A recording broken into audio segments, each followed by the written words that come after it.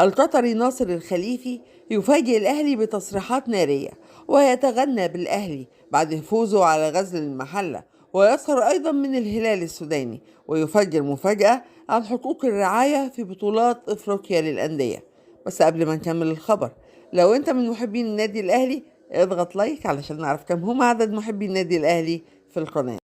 بعد صعود الأهلي إلى ربع نهائي دوري أبطال إفريقيا بفوزه الساحق على الهلال السوداني ب3 أهداف دون مقابل، وفوز الأهلي على غزل المحلة محليا بالنتيجة نفسها، صرح القطري ناصر الخليفي وقد أدلى بتصريحات لقناة الكأس القطرية، وقال فيها: بطولة دوري أبطال إفريقيا بطولة قوية جدا، وبها فرق كبيرة لديها تاريخ من البطولات الإفريقية، وبعض الفرق سطروا تاريخ عالمي بمشاركتهم بالبطولات العالمية كالأهلي المصري وتاريخه الدائم بكأس العالم للأندية.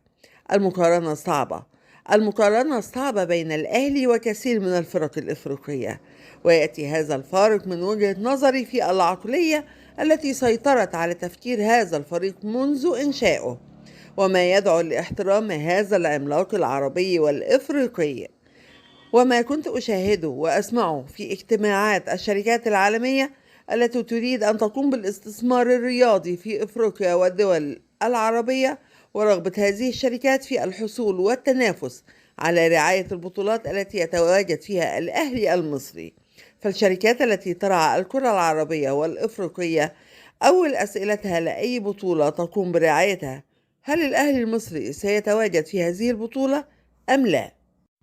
فالمسافة كبيرة بين الأهلي وكل أنديتنا العربية والإفريقية، وأنا أعتبر أن هذه المسافة كما قلت في التفكير والعقلية لكل منظومة هذا الفريق، حتى جماهيريا لديهم عقلية واحدة وهي الفوز فقط ولا شيء آخر.